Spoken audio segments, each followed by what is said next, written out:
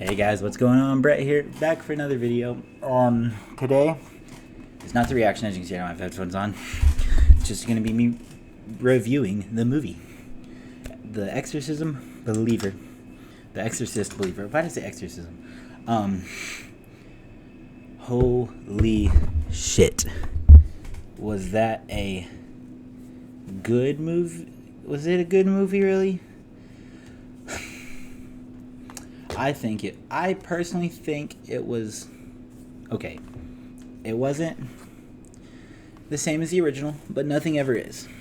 Was it terrifying? Yes. As you can see, my voice is still trembling a little bit from it. And so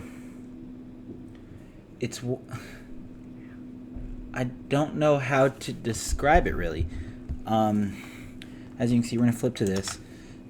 The Exorcist Believer. The reviews say, this dude says 2.5 stars. It's not streaming yet.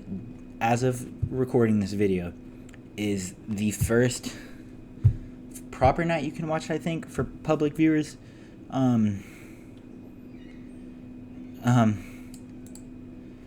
So, as you can see, this person gives it 2.5 stars. I don't know if I'd go as low as 2.5 stars. However, I can see why they would think that. Let's just read some of the reviews. Co-directed and written by David Reviews. Read some of the comments this person made. Oversaw a trilogy of Halloween sequels focused on simultaneous possession of 2 young girls, apparently by the demon that haunted in the first movie. That's one thing. I don't believe it was the demon from the first movie. Reason for that is, why would the demon come back if it knows that... Wow, I'm blanking again. If it knows that Reagan's mom has written the book. Reagan from the first movie. The girl that was possessed in the first exorcism. Exorcist. The first Exorcist movie. The girl that was possessed, her mom, story-wise, wrote a book about this possession, in which she describes the details of what actually happened, which is ultimately how she ends up at this possession, which very much is different. Not something I would have expected to happen, but let's go back to this. And the harmonic convergence of parents and clerics trying to liberate them from evil. It's probably the first Exorcist sequel since 1977's fitfully brilliant The Exorcist 2, The Heretic, to capture the persistent sense of uncanny that made William Frankfurt's first entry in the series. I can't speak now. Wow. That's how messed up this movie got me, I guess.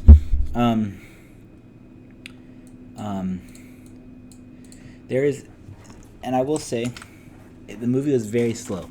So if you're not a slow movie fan, don't watch this. Don't watch Saw X.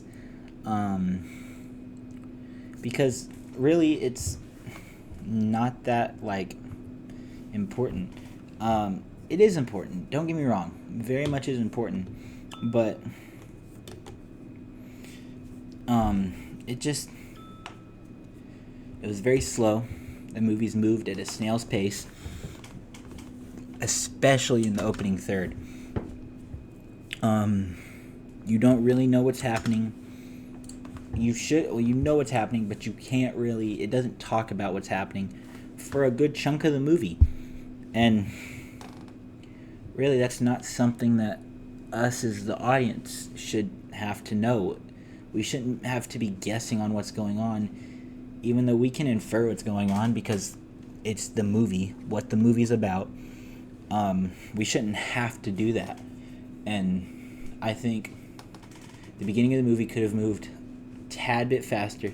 The very beginning of the movie starts in Haiti, where where if I can find Victor, and it says it right here. Actually, we can talk about it right here. We meet Victor in we meet Victor in the film's prologue set in Haiti, where Victor and his very pregnant wife, both photographers, are vacationing and taking pictures at the same time. In which Victor, they go into a church and he goes to the top of the chapel to take a picture. She says her feet hurt and goes back to the hotel, which is really how this starts. An earthquake collapses a building they're staying in and crushes his wife, though not before she accepts the locals' blessing to protect her baby, which will come back in the very end of the movie. It will come back. That blessing right there, the locals' blessing, comes back to protect her. Very much so. The doctors tell Victor they can save his wife or unborn daughter, but not both. So very much Harry Potter as. Yes, I'm relating it to Harry Potter. I don't know if you guys can see it in the... Ow! My hand. You can't really tell, but that is Harry Potter. Oh, and then obviously like the Patronus and stuff too. Very much reminded me of Harry Potter, where neither can live while the other survives. Basically told him he has to make a choice, and ultimately this choice comes back at the end of the movie once again, as seen in the trailers where they talk about neither can live, or you have to pick one girl to survive. Like, that is in essence how the movie ends. And I think the movie does a really good job at this, not conveying that they're possessed, while at the same time leaving it kind of ambiguous to people who might not have seen the first movie or have never watched a horror movie, possession horror movie before. I think it's a really, really interesting way to do that. But I do feel like the movie could have definitely been better. And if you want to read more of this, links right here. RogerEbert.com. You can read this yourself if you want to read the whole thing and know basically how the movie goes. But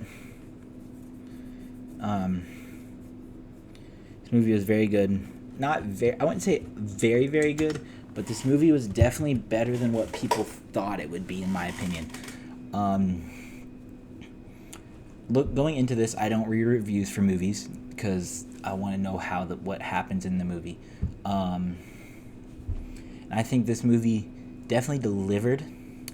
I don't think it's nowhere near as good as the first movie, in my opinion, but it was definitely It was definitely horror-wise very good. Had some very good jump scares. Had some very, very bone-chilling parts to it where you didn't know really what was going to happen next unless you've read a review about it or you've seen it before. Overall, I think this movie definitely was better than what people expected it to be, but at the same time, it was worse than people's expectations for it. I think people expected this movie to be very good. That doesn't make sense, actually. I think this movie was very, very... I think this movie was both overhyped but people didn't expect it to be good. Everyone's like, oh my god, a new Exorcism movie. But no one expected the movie to be actually good. It was a hyped movie with very low expectations. And overall, I don't think it delivered on the hype aspect, but I think it's better than what people thought it was going to be. I personally thought the movie was better than I thought it would be. We'll even go back to this. Let's see what he says. Yes, Chris McNeil, the mother from the original Exorcist, is making a legacy sequel appearance that connects the entries of both series' origin point. Yeah, I do agree with that.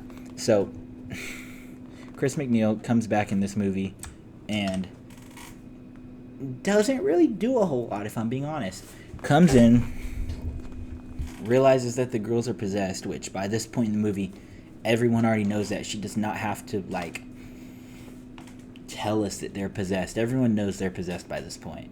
I mean, that's the whole effing plot of the movie, is that they're possessed. You should know that coming into it. But for some reason, if you don't, you got dragged into watching this movie by your significant other or your parents or even your kids if you're an adult watching this. And you really don't know what's going to happen. You've never seen the first one, so you don't know what to expect. She comes in, basically tells us they're possessed, which you can kind of tell. They lay down hints about it. One of the lines that really, like, doesn't give it away, but definitely shows that the possessions happened is when the second girl's father, which I can't remember,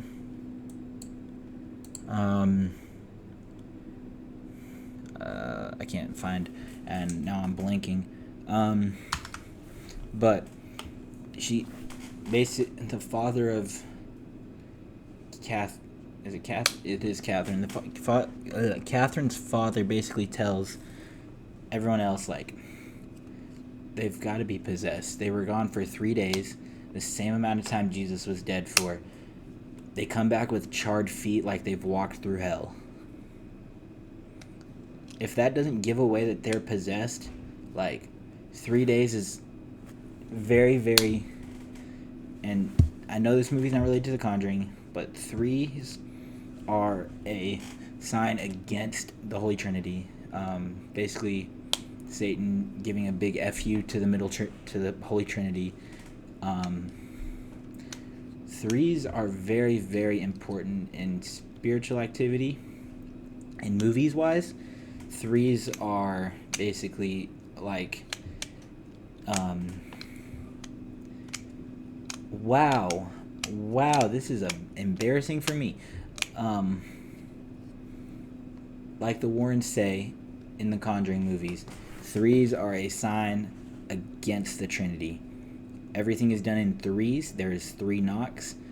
Clocks stop at 3:33 in The Conjuring, or just 3, one of the two.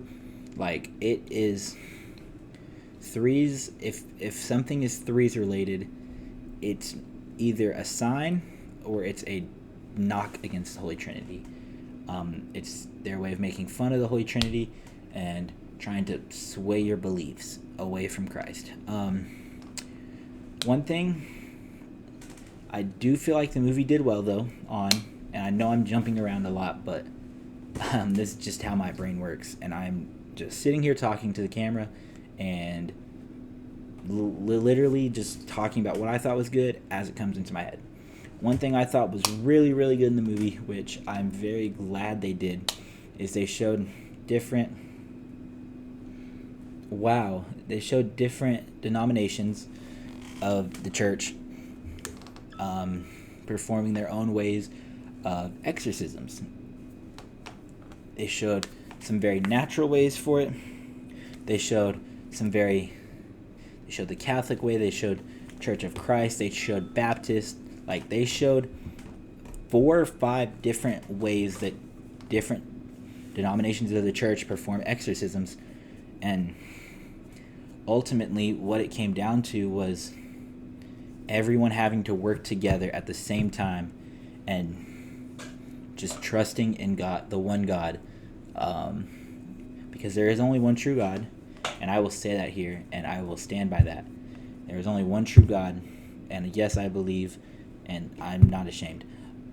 And so I think the movie definitely does wonders, and there's definitely some outrageous parts of the movie that ultimately don't make sense and probably should not have been in the movie. I agree that the very beginning should have been in the movie. The part where they're in Haiti, that should have been in the movie. The scene where she's convincing the dad to go, the scene where they're convincing their parents to let him go to another kid's house to do homework, just to sneak into the woods to try to contact the deceased mother, very, very good part. The chase where they're looking for them, very good part.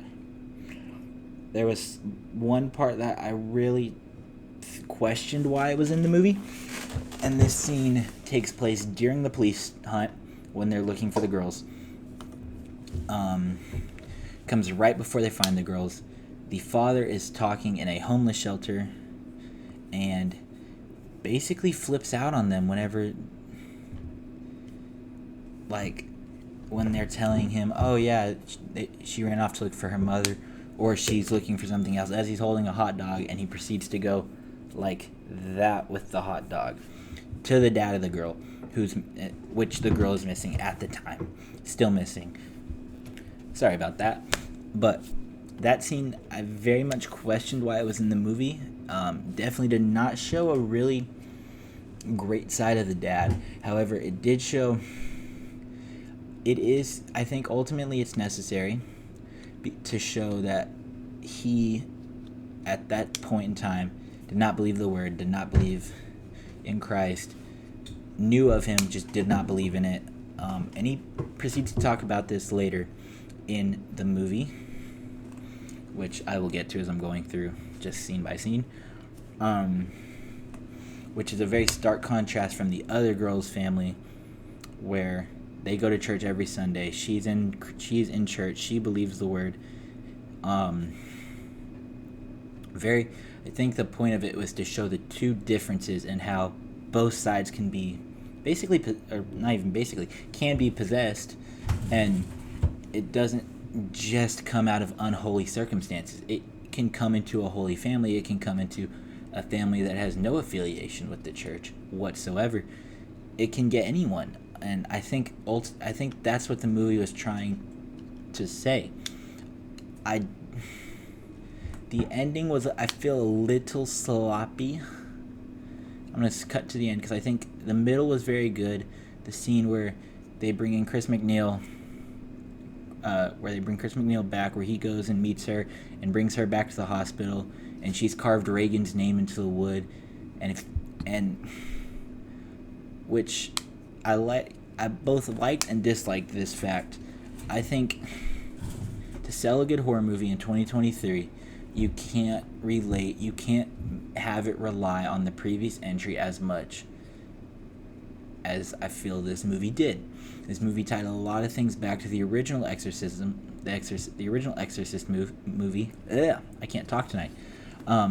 Which is a good thing and a bad thing. It's a good thing for horror fans that have seen the original and know the original, but for people that are coming in with high expectations, not have seen the first one, or haven't seen the first one in a while because they're not an avid horror fan, I think they're going to be heavily disappointed in this movie, strictly based on the fact that they might not know some of the characters. Like Chris McNeil, if you've never seen the first Exorcist movie and you come in to watch this movie and she comes in, it's like, oh, I'm an expert on this, I've seen what happens firsthand. When she says that, you're like, huh? It doesn't explain how or when she's seen this, but the series has explained that. You just have to watch the first one, and I don't feel like everyone will have watched the first one to know that. Another moment like that is when, wow, I really can't think, when they're just talking about Reagan in general. People that haven't seen the first one won't know Reagan is the original girl that was possessed, and I think a lot of the movie's plot relies on you to know that. And obviously, if you're seeing The Exorcist Believer, you're probably going to be like, why is there a subtitle to it, The Exorcist? And you'll see the first one, and they're assuming you'll go watch it if you haven't seen it. But not everyone does that. I really wish this movie did not rely on the first one as much. They did tie this end sort of. Basically, they tried to tie this end. It didn't work out as well as I'm hoping as well as I'm guessing they wished it would. Basically, when McNeil comes back. Why am I just saying McNeil? Wow. Chris McNeil. When Chris McNeil comes back into the movie, or comes into the movie and goes to see the girls. As she's walking up to the first one, who's in an insane asylum, which you see the scene in the trailer, but you don't see what she's doing. You see her hiding under the bed, and then you see her appear at the window. As they're walking up, it's a shot from inside of the room, and she's taken her fingernail and carved the word Reagan into the wood. Which, like I've said, if you didn't see the first one, who's Reagan?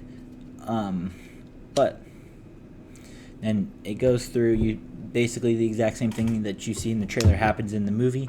She's lying on the bed. Where's the other one? And then she jumps up at the window. Big jump scare. I think, and then when she goes to meet the other girl that is possessed, I'm really blanking on names right now. I'm sorry for not remembering names. I am blanking hard.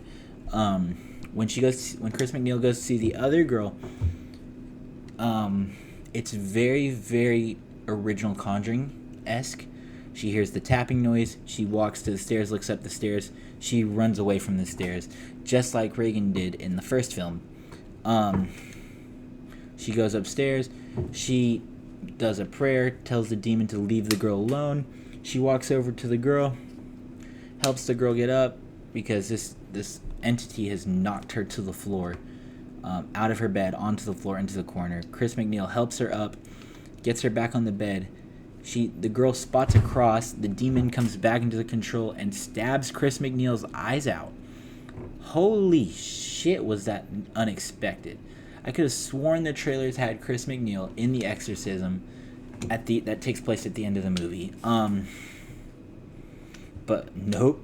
She's in the hospital, unable to see. And demon says some stuff to her while she's in the room, like Reagan's dead, and like I said, if you haven't seen the first one, who's Reagan? Why is this Reagan character so important to Chris McNeil? And I know it somewhat talks about it, but in my opinion, I don't think it talks about it enough for new movie viewers. It mentions that Chris and Reagan's relationship kind of broke after Chris released the book, and that Reagan ran away from home, and she hasn't seen Reagan since the book came out 40 years ago, which timeline-wise, like, this movie takes place modern era. This movie is definitely based in the current day, and with the original Exorcist taking place 50 years ago when the movie was released, which in my eyes is crazy, but once again, that's beside the point. And so overall, this movie was above average for me. I did not think it was perfect, but I did not think it is the worst movie I have seen it's not the worst brand new movie I have seen this year. Out of the four horror movies I have seen this calendar year, which 2023, which include The Pope's Exorcist, Saw X, The Nun 2, and The Conjuring. What the hell is wrong with me?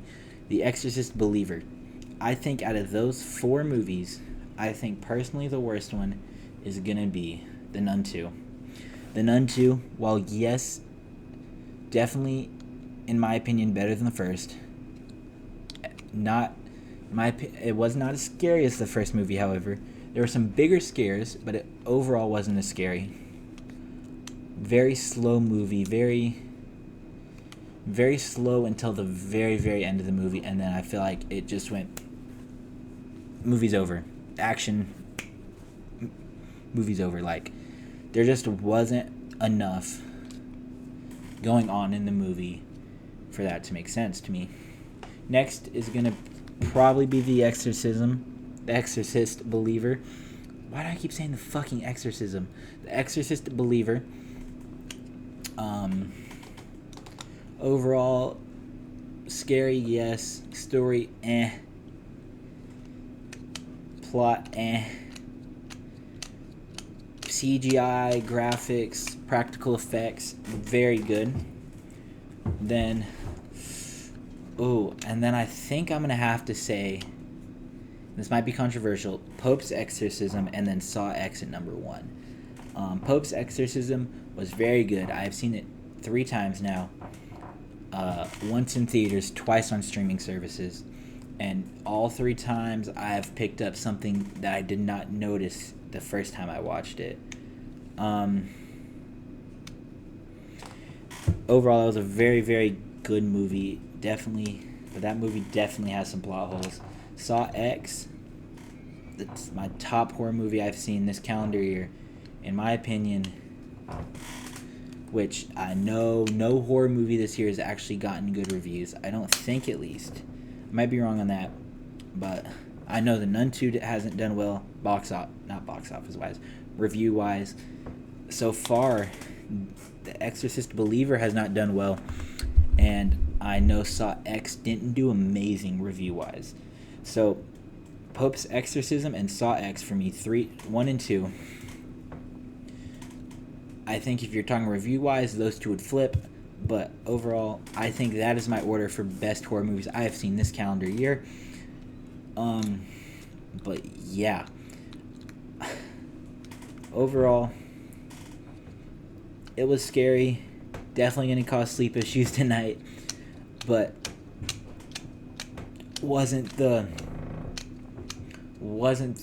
crazy movie that everyone was expecting it to be, like it was advertised. Definitely some scary parts though, but not as scary as I think it could have been. And so, yeah. Oh crap! I'm tired. I think I'm gonna give this movie a solid 3 stars out of 5, fringing on 3.5. If I could give like 0.25s, I probably would just give it a 3.25. But if we're going on standard grading scales, it goes up half a digit. So I'm saying 3, possibly a 3.5. Not the worst movie, not the best movie though. But yeah, that's gonna be it for this video. I hope you guys enjoyed, and the reaction to 3C Films video for this review will be out tomorrow, and I will be giving some of my opinions again in that, just so it's not a boring reaction. Other than that though, I hope you guys enjoyed this video. If you did, make sure to like and subscribe, and I will see you guys tomorrow with that reaction video. Take it easy and peace out, everyone.